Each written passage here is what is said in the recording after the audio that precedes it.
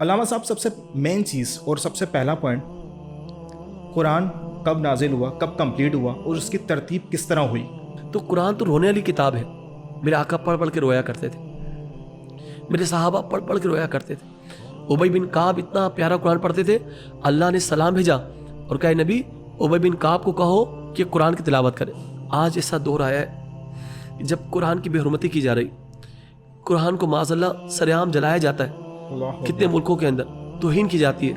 تو مسلمان بھی دیکھیں, ہمیں اتنا ہی ادب کرنا ہے, اتنا اس سے عشق کرنا ہے, اتنا اس کو پڑھنا ہے, اتنا اس کا پیغام عام کرنا ہے. پیغام قرآن کو دنیا بھر میں عام کریں تو یہ قرآن کا ادب ہے. کہ جسے ایک عربی کا لفظ ہے حتی, اب لغت میں کیا کہتے ہیں ہا سے حتی, لیکن بعض قبیل کیا کرتے تھے ہا سے نہیں پڑھتے, وہ الف سے پڑھتے تھے حتی, یہاں تک کہ حالانکہ لفظ وہی ہے.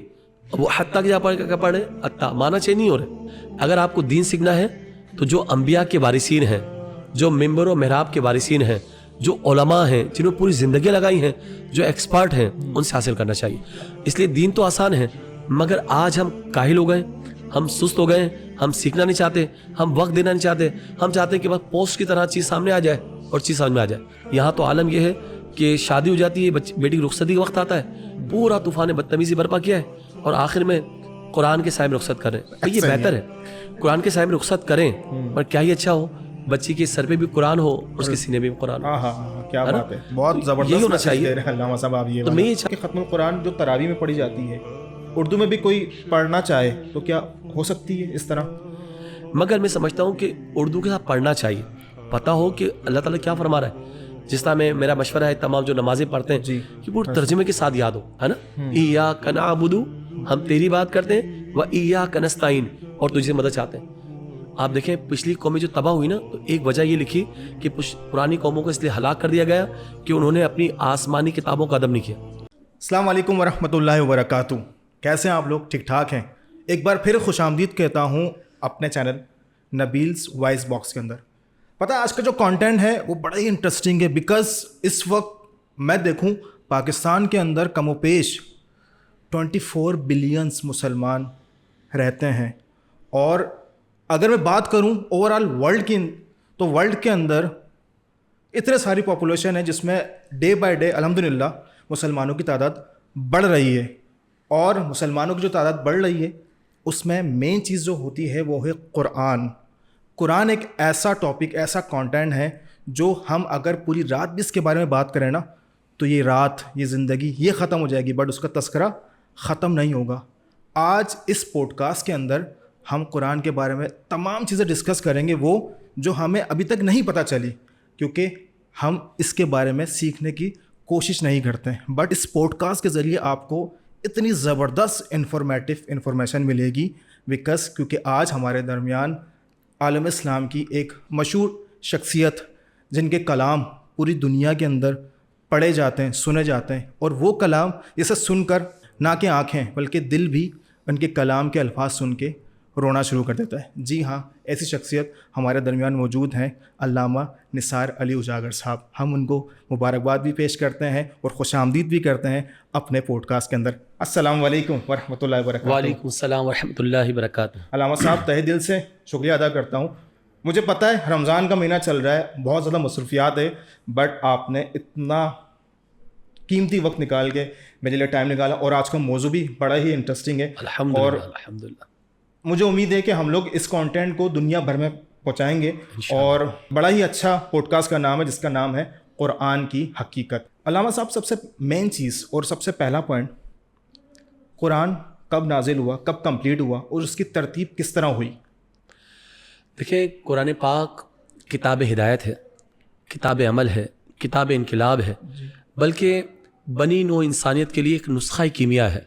ایک بہت بڑی کتاب ہے. حدیث مبارکہ میں ارشاد ہوتا ہے قرآن پاک کی تمام کتابوں پر ایسی فضیلت ہے قرآن پاک کو جس طرح اللہ تعالیٰ کو تمام مخلوق پر, یعنی وہ خالق ہے اور یہ خالق کی صفت ہے. قرآن کریم اللہ تعالیٰ کی روشن کتاب ہے.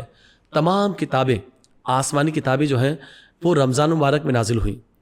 اب قرآن پاک جو ہے یاد رکھیے گا اس کی ترتیب کس طرح ہوئی, ایک بہت بڑا سوال ہے. جی دیکھیں قرآن پاک کم و بیش 23 سال کے عرصے میں نازل ہوا. جب میرے آقا دو عالم کے داتا صلی اللہ علیہ وسلم جب آپ نے نبوت کا اعلان کیا تو نبوت کے آغاز سے ہی قرآن کی آیتیں نازل ہونا شروع ہو گئیں. اس کے ساتھ ساتھ جب آپ نے پردہ فرمایا اس سے چند دن پہلے بھی قرآن کی آیتیں نازل ہوئیں. تو آپ کا یہ دور ہے 13 سالہ مکی دور ہے اور 10 سالہ مدنی دور ہے. تو 23 سال کے اندر وقتاً فوقتاً نجمن بعد نجمن قرآن پاک کا نزول ہوتا رہا. اور اس طرح دیکھیں قرآن کی ترتیب نزول الگ ہے اور ترتیب مصحف الگ ہے. قرآن میں بعض قرآن میں دیکھیں گے نا آپ تو لکھا ہوگا بھائی یہ سورہ جو ہے یہ مکی ہے یا مدنی لکھا ہوگا. ایسا ہی ہے. پھر لکھا ہوتا ہے کہ یہ اس کا ترتیب نزول کیا ہے اور ترتیب مصحف کیا ہے. جیسے آل عمران قرآن کی ترتیب کے اندر کیا ہے, ترتیب مصحف کیا ہے 3 نمبر ہے جی. اور نازل کا بھی نزول کے اعتبار سے 89 نمبر ہے, اوکے 89 نمبر ہے. تو ترتیب میں کیا ہے 3 نمبر پر آ گئے. تو قرآن کی ترتیب الگ ہے اور نزول کے اعتبار سے الگ ہے. اب کیا ہے قرآن پاک یکبارگی. قرآن پاک رمضان میں نازل ہوتا ہے, شہر رمضان الذی انزل فیہ القرآن, رمضان میں نازل ہوا. بے شک. پھر آپ دیکھیں کہ نازل اب یکبارگی لوح محفوظ پر آ گیا. لوح محفوظ سے آسمانی دنیا پر آ رہا ہے اور پھر آہستہ آہستہ آہستہ آہستہ جس طرح اللہ نے چاہا قلب مصطفیٰ پر نزول ہو رہا ہے. الحمدللہ. جیسا شان نزول ہے اور آہستہ آہستہ نازل ہوا. اب میرے آقا دو عالم کے داتا صلی اللہ علیہ وسلم اب ترتیب فرماتے ہیں ان آیتوں کو فلاں صورت کے اندر فلاں مقام پر رکھو, ٹھیک, فلاں آیتوں کے بعد رکھو, اس جگہ رکھو, اس جگہ رکھو, اس صورت کو اس صورت سے پہلے کر دو, اس صورت کو اس صورت سے پہلے کر دو. تو یہ ساری ترتیب وہ ہے جو لوح محفوظ پہ قرآن تھا جب آسمانی دنیا پہ نازل ہوا. اور جبھی تو صحابہ کرام یاد کر رہے تھے. آپ مجھے بتائیں اگر اس کی ترتیب ہی نہ ہو یاد کیسے ہوگا؟ یاد کیسے ہوگا؟ ایسے ہی ہے. اب صحابہ کرام قرآن کے حفاظ تھے. حضرت عثمان غنی, عبداللہ بن مسعود, عبداللہ بن عمر, ابی بن کعب اور بے شمار بڑے بڑے صحابہ وہ قرآن کے حفاظ تھے. اب دیکھیں یاد کرنا ہوگا جس کی ترتیب ہوگی تبھی تو یاد ہوگا. خود میرے آقا دو عالم کے داتا صلی اللہ علیہ وآلہ وسلم آپ دیکھیں نماز تہجد میں قرآن پاک کی تلاوت کر رہے ہیں, نمازوں کے درمیان, تنہائی کی نمازوں میں, خطبات کے اندر, خطبات عیدین کے اندر جگہ جگہ آپ قرآن کی تلاوت کر رہے ہیں. اور رمضان میں پورے قرآن کا دور ہو رہا ہے. اب دور کیسے ہو رہا ہے؟ یقیناً ایک مصحف میں ہوگا, ایک پورا قرآن ہوگا, ترتیب ہوگی جبھی تو دور ہوگا. تو حضور کی زندگی بیان کر رہی ہے, صحابہ کی زندگی بیان کر رہی ہے اور صحابہ کرام کو میرے آقا شوق دلاتے کہ قرآن کو حفظ کریں. تو سب سے بڑی جگہ یہ تھی کہ قرآن ان کے دلوں میں محفوظ تھا. الحمدللہ. اور اس دور کے اندر جانتے ہیں کہ میرے آقا نے باقاعدہ کاتبان وحی کی ایک ٹیم تشکیل فرمائی جن میں بڑے بڑے صحابہ تھے جو ماہر فن تھے, لکھنا جانتے تھے. اب جس طرح ہڈیاں ہوتی ہیں, ہڈی کو صاف کر دیا جائے تو ان پہ لکھا جاتا تھا. پتھروں کی سلوں پر کھجور کی چھالیں ہوتی ہیں, چھالوں کے اندر یا اس وقت جتنے کاغذ موجود تھے جس دور میں کچھ کاغذوں پر, تو کاغذوں پر, پتوں پر, کھجور کی چھالوں پر اور پتھروں پر, ہڈیوں پر, اس طرح کی چیزوں پر قرآن محفوظ کیا جاتا. اور سب سے بڑا ذریعہ تھا قرآن کی سینوں میں محفوظ ہو جاتا. ان کے اتنے غضب کہ وہ ان کا دماغ ہوا کرتا تھا, حفظ کرنے کی طاقت تھی کہ ان کو اپنے تمام جانوروں کے نام یاد ہوتے. ان جانوروں کے سمجھو کہ یہ اونٹ کا بچہ کس اونٹنی سے ہوا, اس کی ماں کون تھی, اس کی ماں کون تھی, اس کی ماں کون تھی, یعنی ان کو اپنے شجرے تو یاد ہوتے تھے, ہیرارکی, ہاں, اور اپنے جانوروں کے بھی شجرے یاد ہوتے تھے. واہ, یہ کمال درجے کا اللہ تعالیٰ نے ان کو دماغ دیا تھا, یہ ان کی عقل مبارک تھی. اس طرح قرآن جمع ہوتا رہا. اور پھر انشاءاللہ تدوین کے اعتبار سے اس میں 2 منٹ آپ کے لوں گا کہ قرآن کس طرح جمع ہوا. دیکھیں اصل ترتیب وہ ہے جو میرے نبی نے دی, جو لوح محفوظ میں موجود ہے, اور صحابہ کرام جس ترتیب سے یاد کیا یہ حضور کے زمانے میں ہو چکا تھا. بعض مستشرقین مذاق اڑاتے ہیں کہ جناب ترتیب تو صحابہ کی دی ہوئی ہے. اب صحابہ ترتیب کیسے دیتے؟ صحابہ کیسے دے سکتے ہیں؟ تو یقیناً یہ وحی کے ذریعے ترتیب ہوئی اور جو میرے آقا کی زبان اقدس سے ظاہر ہوا. اور یہاں یہ بات یاد رکھیے گا اس کا طریقہ کیا ہوا کہ جب میرے آقا نے پردہ فرما لیا, تدوین قرآن کیسے ہوتا ہے, جمع قرآن کیسے ہوتا ہے, پھر آپ کو پتا ہے کہ جھوٹے نبوت کے دعوے دار پیدا ہو گئے. جی, اسود انسی, مسلمہ کذاب, دیگر افراد, مرتدین کا دور ہے, بڑے بڑے مرتد پیدا ہو گئے. اب مسلمہ کذاب کے خلاف جنگ ہوتی ہے. صدیق اکبر رضی اللہ تعالیٰ نے ایک بڑا لشکر تیار کیا اور ان کو بھیج دیا. اب مقام یمامہ پر جنگ ہوئی, اس میں 700 حفاظ جو قرآن پاک کے حافظ تھے وہ شہید ہو جاتے ہیں. 700 حافظ قرآن, ہاں بندہ کرے, 700 حفاظ اس دور کے اندر شہید ہو گئے. اب یہ بہت زیادہ فکر دامن گیر ہوئی, قرآن کیسے محفوظ ہوگا؟ فاروق اعظم رضی اللہ تعالیٰ عنہ حضرت صدیق اکبر کے پاس آئے. حضرت صدیق اکبر رضی اللہ تعالیٰ عنہ سے عرض کرنے لگے کہ حضرت قرآن پاک کو جمع کریں, اگرچہ جنگ تو ہم جیت گئے ہیں, مسلمہ کذاب فی النار ہو چکا ہے, الحمدللہ اسلام چھا گیا ہے، مگر یہاں حفاظ شہید ہو رہے ہیں، اور اب لگتا ہے کہ یہ حق و باطل کی جنگ رکنے والی نہیں ہے، یہ جنگوں کا مستقل سلسلہ بڑھنے والا ہے، جنگ ختم نہیں ہوگی، کیونکہ اسلام کو پوری دنیا میں پھیلنا ہے. کہ ایسا نہ ہو کہ باری باری حفاظ شہید ہو جائیں، تو یہ جمع کیسے ہوگا؟ اب میرے آقا دو عالم کے داتا صلی اللہ علیہ وسلم پردہ فرما چکے ہیں، اب صدیق اکبر خلیفہ اول ہے. اب وہ کہتے ہیں کہ عمر تم مجھے وہ مشورہ کیوں دیتے ہو جو عمل میرے نبی نے نہیں کیا، میرے آقا نے جمع نہیں کیا، تم مجھے حکم کیوں دیتے ہو؟ اور وہ بار بار کہتے رہے، پہ ہم اصرار کرتے رہے. جب یہ زیادہ مصر ہوئے تو صدیق اکبر کا دل اللہ تعالیٰ نے اسلام کے لیے کھول دیا. اب ان کا سینہ جب روشن ہوا تو ان کو لگا، اب انہوں نے زید بن ثابت کو حکم دیا. زید بن ثابت کو کہا کہ تم پورے قرآن کو جمع کرو، تمام کاتبان وحی سے جن کے پاس جتنے محفوظ نوشتے ہیں ان سب کو لے آؤ، اور سب پر گواہ حاضر کرو، اس طرح قرآن کی ترتیب دی جائے. اب انہوں نے قرآن کو جمع کرنا شروع کیا. پہلے زید بن ثابت نے منع کیا کہ ابو بکر آپ مجھے وہ حکم دیتے ہیں جو نبی نے نہیں کیا، کتابی صورت میں حضور کے زمانے میں نہیں تھا، اب کیوں آپ حکم دیتے ہیں؟ تو آپ نے کہا یہ کام اچھا ہے، امت کا اس میں بھلا ہے، امت کے لیے ضروری ہے. پھر اللہ تعالیٰ نے ان کا سینہ بھی اسلام کے لیے کھول دیا، انشراح صدر ہوا، اور وہ سمجھ گئے یہ کام واقعی ضروری ہے.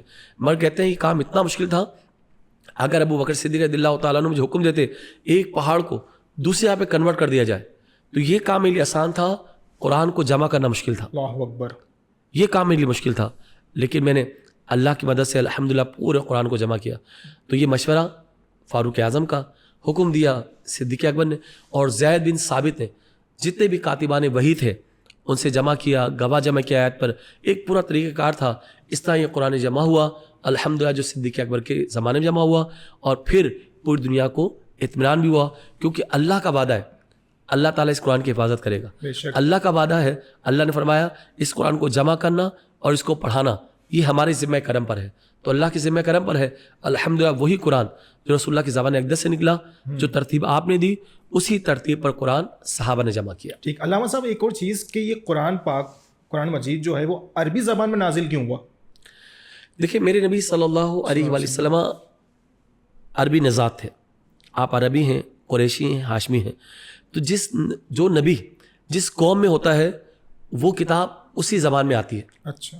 لیکن موسیٰ علیہ السلام کی جو زبان تھی اسی زبان میں تورات شریف آئی، زبور بھی داؤد علیہ السلام کی جو زبان تھی.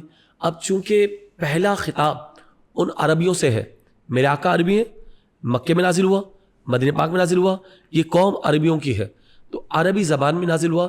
اور عربی زبان دنیا کی سب سے بڑی زبان ہے. اندازہ کریں کہ شیر کے 300 لفظ ہیں، تلوار کے 500 لفظ ہیں. اچھا. لفظ عین لفظ عربی کا ہے، اس کے سینکڑوں معنی ہیں. عین کا معنی اصل ہے، سونا ہے، ران ہے، چشمہ ہے، بے شمار معنی ہے.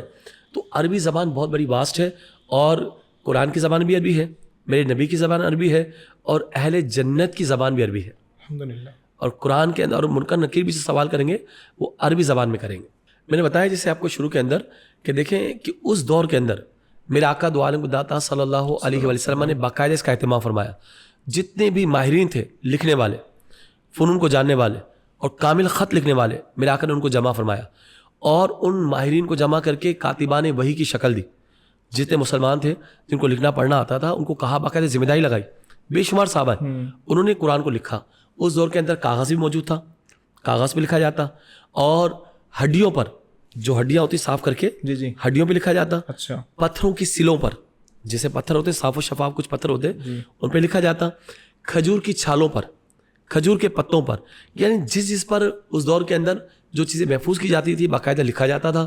آپ دیکھیں میرے آقا کے خط بھی مشہور ہے کہ میرے آقا نے خط دیا فلاں بادشاہ کے نام، فلاں بادشاہ کے نام، وہ بھی لکھے ہوئے تحریر. تو اس دور میں لکھنے پڑھنے کا ماحول تھا، اور باقاعدہ ایسے لوگ موجود تھے. میرے آقا نے ان کی ڈیوٹیاں لگائیں اور انہوں نے قرآن کو محفوظ کیا. بلکہ اس دور کے اندر، میرے نبی کے دور کے اندر، قرآن بھی لکھا جاتا رہا اور حضور کی احادیث بھی لکھی جاتی رہی. باقاعدہ اس کا اہتمام تھا. الحمدللہ وہی قرآن کو پھر زید بن ثابت نے جمع کیا ہے اسی برکت سے، اور باقاعدہ صحابہ نے گواہیاں بھی دی ہیں، اور قرآن اسی صورت میں آج ہمارے سامنے موجود ہے. اچھا. اس سے ایک اور چیز بھی علامہ صاحب میرے ذہن میں آ رہی تھی کہ میں آپ سے یہ ڈسکس کروں کہ قرآن کی جو آیتیں ہیں یہ الگ الگ طریقے سے کیوں نازل ہوئی؟ یعنی کہ ایک ساتھ بھی تو ہو سکتا تھا، مختلف حصوں میں جو ہے وہ قرآن نازل ہوتا ہے وقتاً وقتاً، تو ایک ساتھ نہ ہونے کا ریزن؟ دیکھیں پہلے بھی آسمانی کتابیں کچھ ایسی نازل ہوئیں، جیسے موسیٰ علیہ السلام پر جب آپ گئے 40 راتوں کے بعد کوہ طور پر جاتے ہیں تو تورات شریف کی تختیاں آپ کو دے دی گئی. ٹین کمانڈس کی صورت میں. تو ان کی یکبارگی آسمانی کتاب اتر گئی تورات شریف. تو پہلے بھی ایسا ہوا کرتا تھا کہ آسمانی کتابیں یا ان کے صحائف ایک نبی پر 30 صحیفے نازل ہوئے اور 30 کے 30 ایک ساتھ نازل ہو گئے. تو یہ ہوا کرتا تھا. مگر میرے آقا دو عالم کے داتا صلی اللہ علیہ وسلم اس شان کے ہیں کہ جبریل آئے ہیں تو 24,000 مرتبہ آئے. اچھا. بعض نبیوں پر جبریل علیہ السلام ایک بار بھی نہیں آئے. بعض کے پاس آئے 1 مرتبہ 2 مرتبہ 8 مرتبہ 12 مرتبہ 24 مرتبہ. لیکن میرے آقا کے پاس آئے 24,000 مرتبہ. ماشاء اللہ. اور آپ کو یکبارگی بلا کر غار ہرا میں، غار ثور میں یا کسی اور مقام پر آپ کو ایک ساتھ قرآن نہیں دیا گیا، بلکہ آپ مکے میں ہیں تو قرآن مکے میں نازل ہو رہا ہے، آپ مدینے میں ہیں تو مدینے میں نازل ہو رہا ہے. ہجرت سے پہلے جتنی صورتیں بھی نازل ہوئیں خواہ کسی مقام پر بھی ہوئی ہوں ہجرت سے پہلے، وہ ساری مکی صورتیں ہیں. اور ہجرت کے بعد جتنی صورتیں نازل ہوئیں خواہ مکے میں نازل ہوئیں، خواہ عرفات میں ہوں، منا میں ہوں، کہیں بھی ہوں، مگر وہ ساری مدنی صورتیں کہلاتی ہیں. تو ہجرت کا اعتبار کیا گیا. ہجرت سے پہلے جتنی صورتیں ہیں وہ کیا ہیں؟ مکی ہیں، اور ہجرت کے بعد مدنی صورتیں ہیں. اور یہ حضور کا اعجاز ہے، آپ جہاں تشریف لے جاتے ہیں صورتیں وہیں نازل ہو جاتی ہیں، قرآن نازل ہو جاتا ہے. اچھا بعض دفعہ کیا ہوتا ہے، ایک قرآن جب آ جاتا ہے نا، سارے احکام ایک ساتھ آ گئے تو اس پر عمل کرنا دشوار ہو جاتا ہے. اب وہ شراب کے خوگر تھے عرب کے لوگ، اب ایک ساتھ شروع میں حکم نازل ہو جاتا کہ شراب بھی چھوڑ دیں اور سود بھی چھوڑ دیں، تمام احکامات، تو کچھ لوگوں کے لیے مشکل ہوتا. ایسا ہی نا. اب کیا ہوا کہ جب پہلے تو ان کو آپ مکی صورت میں دیکھیں جتنے مضامین ہیں نا وہ سارے فلسفہ یوم آخرت پر. ابھی وہ آخرت کو نہیں مانتے، رسول کو نہیں مانتے، اللہ کو نہیں مانتے، وہ تو بتوں کے خوگر ہیں، بتوں کے پجاری ہیں. ایک اللہ کو نہیں مانتے، 360 بت رکھے ہوئے ہیں. اب یک بار کی ایک ساتھ کتاب اتر جاتی، ایک ساتھ احکامات نازل ہو جاتے، عمل کیسے کرتے؟ تو اس لیے دھیرے دھیرے وقتاً فوقتاً قرآن پاک کا نزول ہوتا رہا تاکہ پہلے یہ ایمان سے مانوس ہو جائیں، اللہ رب العالمین پر ایمان لے کر آئیں، رسول اللہ کی ذات میں آ کر عشق رسول کا بڑھ جائے، فلسفہ یوم آخرت پر ان کا یقین بڑھ جائے، تیقن کے دیے روشن ہو جائیں، تاکہ پھر آہستہ آہستہ آہستہ پھر وہ عمل کرنا شروع کرے. جب قرآن کا حکم آیا کہ شراب حرام ہے تو پھر آپ دیکھیں ان کے مٹکے کی مٹکی شراب بھرے ہوتے تھے، مگر جب حکم نازل ہوا تو انہیں سارے مٹکے پھینک دیے. لگتا تھا کہ شراب کی ایک نہر جاری ہو گئی. اللہ اکبر. تو اس میں سمجھتا ہوں حکمت یہ تھی تاکہ آہستہ آہستہ قرآن نازل ہو، وہ آہستہ آہستہ ان کے دل مطمئن ہو جائیں اور اطمینان قلبی کے ساتھ آہستہ آہستہ احکامات پر عمل کرنا شروع کر دیں، تاکہ ایسا انقلاب برپا ہو جو دیر پا ہو اور پوری دنیا میں چھاتا چلا جائے. علامہ صاحب بڑی اچھی اور بڑی ہی ڈیپ ہماری ڈسکشن چل رہی ہے. جی قرآن کی وہ کون سی پہلی آیت ہے جو سب سے پہلے کمپلیٹ ہوئی ہے؟ دیکھیں قرآن کا نزول ہو رہا ہے، میں نے بتایا کہ 23 سال کے عرصے کے اندر ہوا. قرآن کی سب سے پہلے جو آیتیں نازل ہوئی سب سے پہلے غار ہرا کے اندر، یہ جبل نور ہے اس کے اندر غار ہرا ہے، اور یہاں پر سورہ علق کی 5 آیتیں نازل ہوئیں. سورہ علق کی شروع کی 5 آیتیں نازل ہوئیں. اس کے بعد سورہ قلم کی 7 آیتیں، اس کے بعد سورہ مزمل کی 7 آیتیں، اس کے بعد سورہ مدثر 7 آیتیں، اور جو سب سے پہلی سورت نازل ہوئی وہی سورہ فاتحہ. فاتحہ کے مطلب کھولنے والی. اب دیکھیں قرآن کھولیں تو ابتدا کہاں سے ہوتی ہے؟ سورہ فاتحہ سے. تو اس قرآن کھولتے ہی قرآن شروع سے کرتے ہیں سورہ فاتحہ سے. تو الحمدللہ اس میں 7 آیتیں ہیں. تو اس 7 آیتیں یعنی پہلی جو سورت نازل ہوئی الحمدللہ سورۃ الفاتحہ.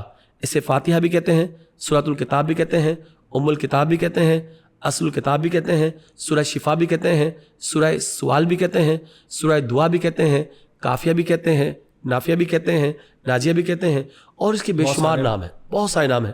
قرآن کا آغاز سے ہو رہا ہے، لیکن آغاز جب ایسا ہے تو پورا قرآن کیسا ہوگا؟ کیا بات ہے. علامہ صاحب قرآن پاک کو نازل کرنے کا مقصد کیا تھا؟ اللہ اکبر اللہ اکبر. جس طرح کی کتاب ہدایت ہے، جی، حق و باطل کے درمیان تمیز کرنے کا نام قرآن ہے، ماشاءاللہ. دستور حیات کا نام قرآن ہے، منشور کائنات کا نام قرآن ہے. تو اس کا مقصد تو بالکل واضح، ہدی للناس، لوگوں کی ہدایت کے لیے اس کو اتارا گیا، لوگوں کو سمجھانے کے لیے. اب یہ کتاب عمل ہے، اس کو عمل کر کے ہی انقلاب آئے گا. پوری دنیا کے اندر ہمیں قرآن کا پرچم لہرانا چاہیے، قرآن کو عام کرنا چاہیے. اب صحابہ کی زندگی کو دیکھیں آپ صحابہ کی زندگی وہ ہے کہ جب ان کے ہاتھ میں قرآن تھا اور دوسرے ہاتھ میں تلوار. پوری دنیا میں دین پھیلتا چلا جا رہا ہے، اسلام کا جھنڈا لہراتا چلا جا رہا ہے. پوری دنیا میں آج بھی سب سے زیادہ جو بڑھنے والا مذہب ہے الحمدللہ وہ صرف اور صرف اسلام ہے. آپ دیکھیں آج اسلام کے خلاف شورشیں ہو رہی ہیں، طوفان بدتمیزی برپا ہو رہا ہے، توہین قرآن کی جا رہی ہے، توہین ناموس رسالت کی جا رہی ہے، مگر اس کے باوجود آج ہی پھیلنے والا جو مذہب ہے وہ صرف اور صرف اسلام ہے. کیونکہ ان الدین عند اللہ الاسلام. تو اسلام کا مقصد پوری دنیا کے اندر ہدایت کو عام کرنا ہے.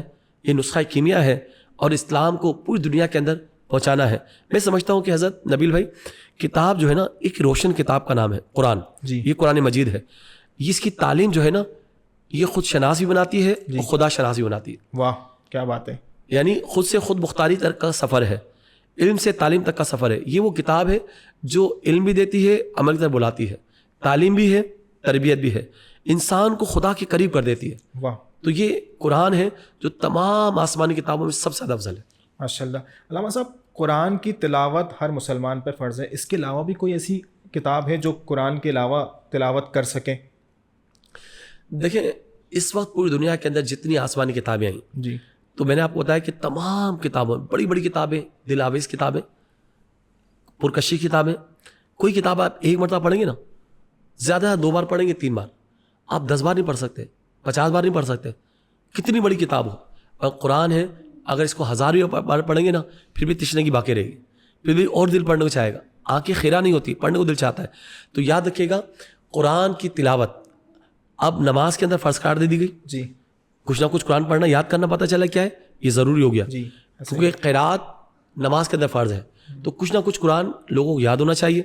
اب قرات جو ہے یاد رکھیے گا, آپ کا جو سوال تھا کہ اب اس کو کرنا لازمی ہے, اس کو عربی لینگویج میں لغت قریش کے مطابق عربی تجوید کے حساب سے.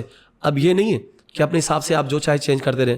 آپ دیکھیں یہ قرآن دوبارہ کب جمع ہوا, یہاں پر بڑھا ہوا, دوبارہ عثمان غنی کے دور میں جمع ہوا. ٹھیک. اس لیے جامع القرآن کسے کہا جاتا ہے؟ عثمان غنی کو. اس کی وجہ کیا ہوئی پتہ کیا ہے؟ جب قرآن اہل قریش کی زبان میں نازل کیا گیا لغات قریش کے مطابق, تو اب کیا تھا چونکہ وہ عربی لوگ تھے جی تو سب کو آسانی ہو جائے کہ بھائی کہا کہ تمہاری یہ بنی حزیل ہے, یہ بنی فلاں ہے, یہ بنی فلاں ہے, ہر ایک کو یاد دے گی قرآن جو ہے اپنی مادری لینگویج کے اعتبار سے پڑھ لیا جائے. اچھا زبانوں میں کچھ نہ کچھ فرق ہوتا ہے. دیکھیں کراچی میں بولنے والے اردو وہ فرق ہے, ایسا ہی ہے. سکھر میں جائیں گے کچھ فرق نظر آئے گا, آپ لاہور جائیں گے فرق نظر آئے گا, آپ انڈیا چلے جائیں لکھنؤ میں اردو میں فرق نظر آئے گا. تو زبانوں کا کچھ نہ کچھ فرق ہوتا ہے. تو اس دور کے اندر کیا ہوا کہ جسے ایک عربی کا لفظ ہے حتی, اب لغت میں کیا کہتے ہیں ہا سے حتی, حتی, لیکن بعض قبیلے کیا کرتے تھے ہا سے نہیں پڑھتے وہ الف سے پڑھتے تھے اتا, یہاں تک کہ حالانکہ لفظ وہی ہے, اب وہ حتی کی جگہ پڑھے اتا, معنی چینج نہیں ہو رہے. اچھا معنی چینج نہیں ہو رہے. نہیں ہو رہے. جس طرح ایک لفظ آتا ہے قرآن کے اندر حروف عطین آتے ہیں, حروف مضارع کے لفظ آتے ہیں, یعلمون تعلمون بار بار آتے ہیں. جی. تو وہ مفتو نہیں پڑھتے, مقصور پڑھتے ہیں, یعنی زبر نہیں زیر کے ہاتھ پڑھتے تھے. ایک قبیلہ بنی اسد کا وہ یعلمون کی جگہ پڑھتے تھے یعلمون, تعلمون کی جگہ تعلمون, یعنی تا کے نیچے زیر لگا رہے, معنی وہی بن رہے. اب کیا ہوا کہ قریش کے اندر جب یہ دیکھا کہ جب جنگ ارمینیا ہو رہی تھی, حضرت حذیفہ تھے, عثمان غنی نے ایک لشکر بنایا, جی حذیفہ وہاں پہنچے. اب وہاں پر کچھ اہل عراق تھے, اہل شام تھے, دیگر ممالک کے لوگ تھے. اب وہاں پر کچھ لوگ رہے, ان لوگوں نے کیا کیا, اب انہیں جو معلم سے سیکھا نا اب اسی انداز میں قرآن پڑھنے لگے. جو سیکھ رہے تھے ان کے جو استاد تھے, اب ان کا جو قبیلہ تھا اس کے قبیلے سے سنا تھا, کہا بھائی میرے معلم نے صحیح پڑھایا. اب قرآن پہ بحث ہونے لگی, وہ پڑھ رہے یعلمون, یہ پڑھ رہے یعلمون, وہ پڑھ رہے حتی, یہ پڑھ رہے اتا, معنی چینج نہیں ہو رہے. آسانی کی وجہ سے پہلے اہل عرب کو اجازت دی گئی کہ اپنی اپنی قبیلے کی جو زبان ہے اس کے اعتبار سے پڑھ لیا جائے. مگر جب عجم والے لوگ شامل ہو رہے ہیں, اہل عراق شامل ہو رہے ہیں, اہل شام شامل ہو رہے ہیں, آج بھی آپ پڑھتے ہیں اللہم انی اسألک الجنہ, اے اللہ میں تجھ سے جنت کا سوال کرتا ہوں. مصر کے لوگ پتہ کیا پڑھتے ہیں اللہم انی اسألک الجنہ, جیم کو گاف سے پڑھتے ہیں. اچھا کہتے ہیں اللہم انی اسألک الجنہ. اب آپ تو گنا کیا پڑھیں گے, ہمارے تو گنا ویسے ہی بہت ہے, پاکستانی پیداوار ہے. تو پتہ یہ چلا کہ کچھ نہ کچھ فرق آ جاتا ہے. تو پھر جب حذیفہ نے جب شکایت کی واپس آ کر کہا کہیں امت برباد نہ ہو جائے, کہیں جھگڑے عام نہ ہو جائیں, کہیں اس میں فتنہ و فساد برپا نہ ہو جائے, آپ امت کی رہنمائی کریں, آپ امت کی مدد کریں. پھر عثمان غنی نے دوبارہ زید بن ثابت کو بلایا, کہا دوبارہ قرآن کو جمع کیا جائے اور صرف لازم قرار دیا گیا کہ اب دیگر قبیلوں کی زبان میں نہیں, جو قرآن عربی زبان میں نازل ہوا, لغات قریش میں نازل ہوا, اہل قریش کی زبان میں ہوا, صرف اسی اعتبار سے لکھا جائے گا اور اسی اعتبار سے پڑھا جائے گا. جب قرآن دوبارہ جمع ہوا, اس لیے عثمان غنی کو کہا جاتا ہے جامع القرآن. پھر دوبارہ جمع ہوا, پھر اس کی کئی نقول بنی, پھر ایک نقل عثمان غنی کے پاس رہی اور باقی نقل جو ہے دیگر جمع کرا دی گئی. اور جو قرآن جو صدیق اکبر کے دور میں جمع تھا, جمع کیا گیا, پھر فاروق اعظم کے پاس آیا, پھر ام المومنین حضرت حفصہ کے پاس آیا, پھر قرآن چیک کیا گیا تو سیم وہی قرآن تھا, کچھ فرق نہیں تھا, نہ لفظ کا, نہ حرف کا, نہ زبر زیر پیش کا, نہ اعراب کا, سیم وہی قرآن تھا. پھر بھی اس قرآن کو جو عثمان غنی جمع کیا, الحمدللہ وہ قرآن آج بھی موجود ہے. عثمان غنی تلاوت کر رہے تھے, خون کے قطرے موجود ہیں, آج استنبول میں موجود ہے. تو یہ کہا جائے گا تو قرات کی جائے عربی لہجے میں, عربی تجوید کے ساتھ, گرامر کے ساتھ, اور اس زبان میں جو کہ خاص لغت قریش تھی, اس زبان کے اعتبار سے قرآن پڑھا جائے. اگر کوئی عام انسان قرآن کو سمجھنے کی کوشش کرے خود مختار, جی تو وہ کیسے سمجھ پائے گا؟ میں آپ سے پوچھنا چاہتا ہوں کہ کیا انسان میڈیکل کالج میں داخلہ نہ لے, میٹرک نہ کرے, بلکہ ڈاکٹر کی کتابیں گھر میں لا کے پڑھنا شروع کر دے, کیا ڈاکٹر بن سکتا ہے؟ امپاسبل, کیونکہ ڈگری نہیں ہے. ڈگری بھی نہیں ہے, اور از خود وہ کتابوں کو اس کی اصطلاحات سمجھ بھی نہیں سکتا. نہیں سمجھ سکتا, ایسا ہی ہے. ایسی ہے نا جی. بھائی آج کوئی انجینئر ہو, وہ کہے گا بھائی میں خود سیکھ جاؤں گا, خود بن جاؤں گا, بن سکتا ہے؟ امپاسبل ہے. امپاسبل ہے نا. اب قرآن کتاب ہدایت ہے, اگرچہ لوگوں کے لیے اللہ تعالیٰ نے اس کو آسان کر دیا ہے, مگر جو اس میں غور و فکر کریں گے, تفکر کریں گے, تدبر کریں گے, اس کو سیکھنے کی کوشش کریں گے, چیز سیکھنے سے آسان ہوتی ہے نا. جی ایسا ہی ہے. جب تک آپ علماء کی صحبت میں نہیں آئیں گے, آپ کو عربی زبان نہیں آئے گی. آپ عربی زبان تو سیکھیں, صرف ترجمے کی اکتفا کرتے رہیں. بسا اوقات اس میں ترجمے کے معنی کیا ہے, اس لفظ کے معنی کیا ہے. لفظ قال جب آیا ہے, جب قال شیطان آئے گا تو کیا ترجمہ کریں گے, قال اللہ آئے گا تو پھر کیا ترجمہ کریں گے, قال رسول آئے گا تو کیا ترجمہ کریں گے. لفظ قال کس طرح تبدیل ہو رہا ہے, یہ آپ کو آنا تو چاہیے. جی. تو کیسے ممکن ہے کہ صرف اردو کتابیں آپ رکھیں, اپنی مادری زبان رکھیں اور آپ قرآن سمجھ جائیں؟ دیکھیں ماہرین کی رائے کو نا انسان کو پیش نظر رکھنا چاہیے. ایکسپرٹ تلاش کرتے ہیں نا. دیکھیں جس طرح آپ یوگا بھی سکھاتے ہیں تو یوگا کے اسپیشلسٹ یہاں پر آتے ہیں. کیا عام بندے سے آپ سوال کر سکتے ہیں؟ تو اس طرح کہ دین کو اتنا آپ نے لاچار کیوں کر دیا ہے؟ جس اداکار کا دل چاہے, جس گلوکار کا, جس فنکار کا بغیر محنت کے وہ کتاب لے کر آ کر بیٹھ جائے, میں سمجھتا ہوں یہ زیادتی ہے.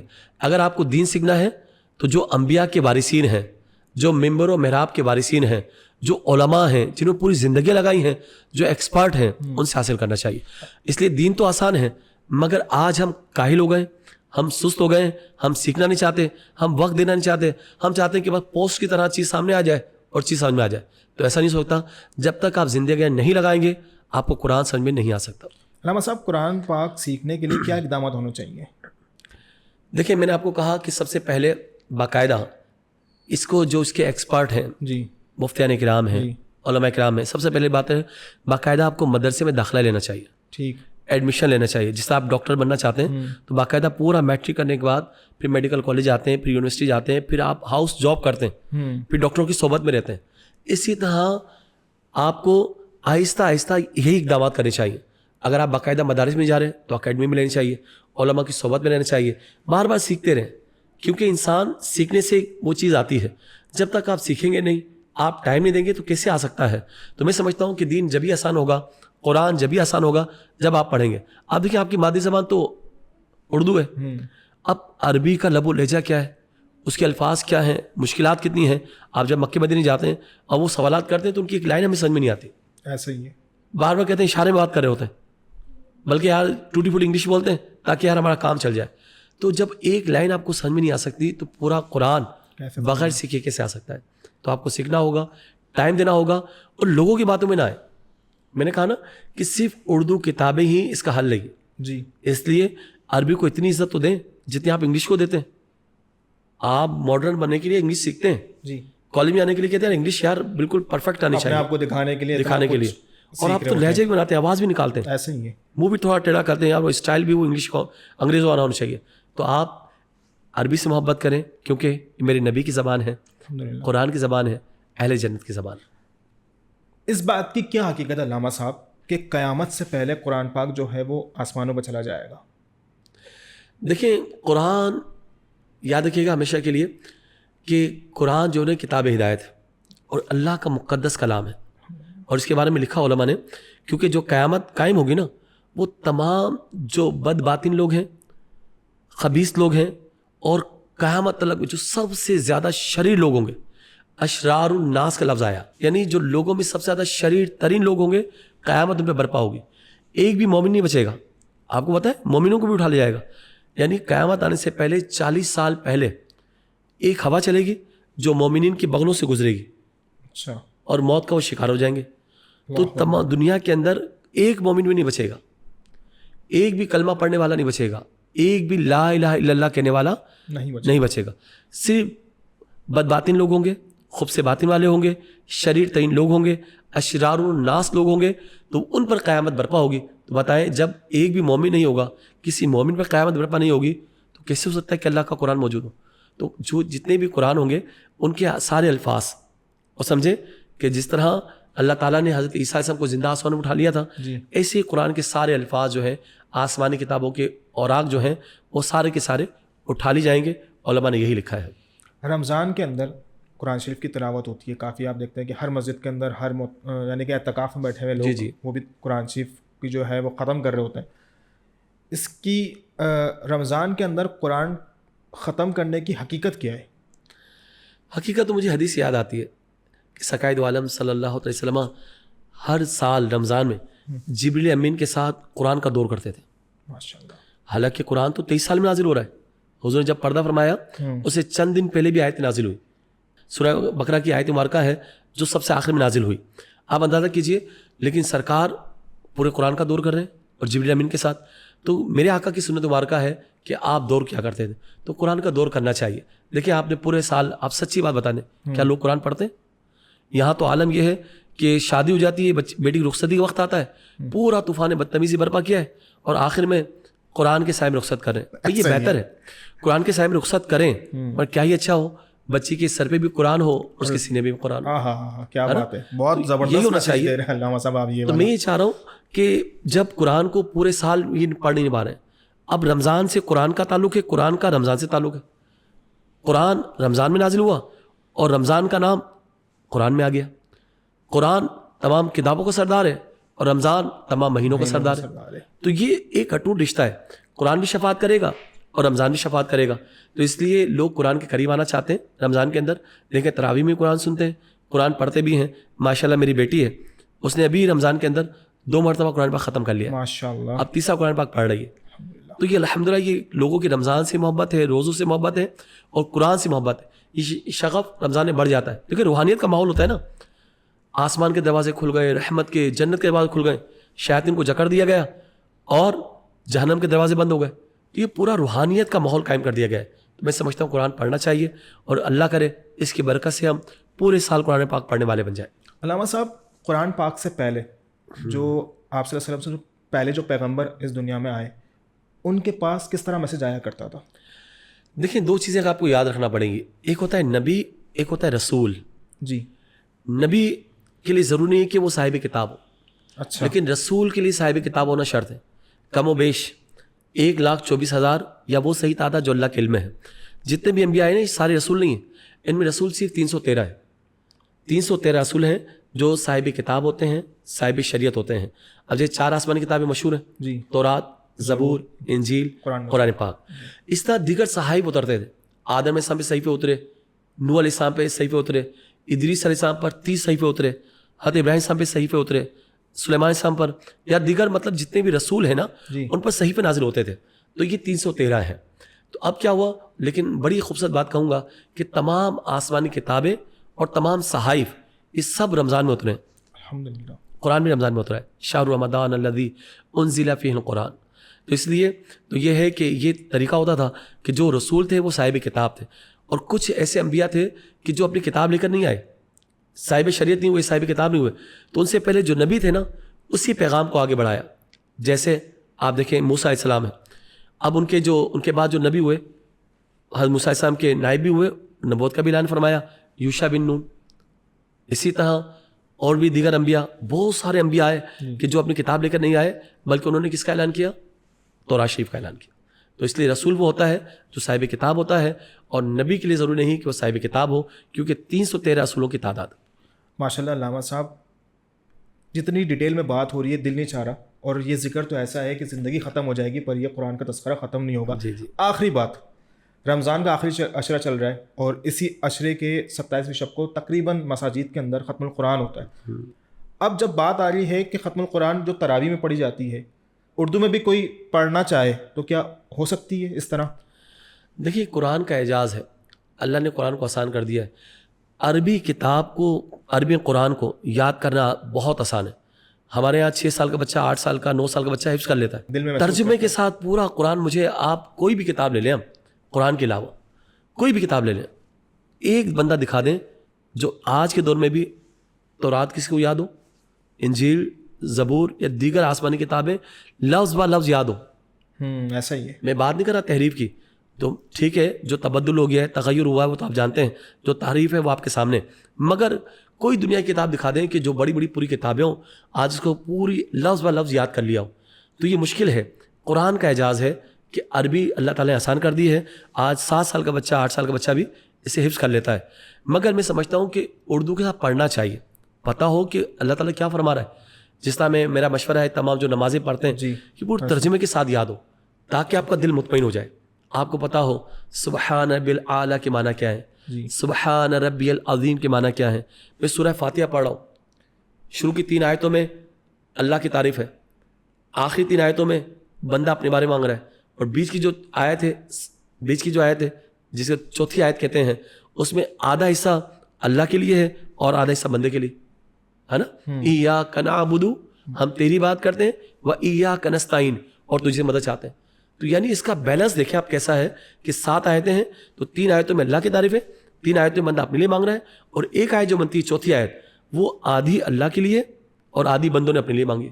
تو بڑا اس کا توازن ہے, بڑی خوبصورت یہ صورت فاتحہ ہے. میں سمجھتا ہوں کہ تمام سننے والے میرے آج پیغام دوں گا کہ قرآن کو اب ترجمے کے ساتھ یاد رکھیں. ایک یاد بتا دوں, قرآن میں کم و بیش 6666 آیتیں ہیں, مگر 500 آیتیں احکام کی ہیں کہ جو اللہ تعالیٰ نے حکم نازل کیا, زکوٰۃ کے بارے میں, حج کے بارے میں, نماز کے بارے میں, روزے کے بارے میں, دیگر احکامات. تو یہ 500 آیتیں تو کم سے کم یاد ہونی چاہیے کہ یہ احکام قرآن کیا ہے, کیونکہ قرآن وہ کتاب ہے جس پر اسلام اور احکام اسلام کا مدار ہے. یہ قرآن زینت ہے, اپنی آوازوں کو قرآن کے ذریعے زینت دو اور قرآن کے ذریعے اپنی آوازوں کو زینت دو. یہ ہمارے گھر میں ہونا چاہیے, ہمیں ترجمے کے ساتھ ہونا چاہیے.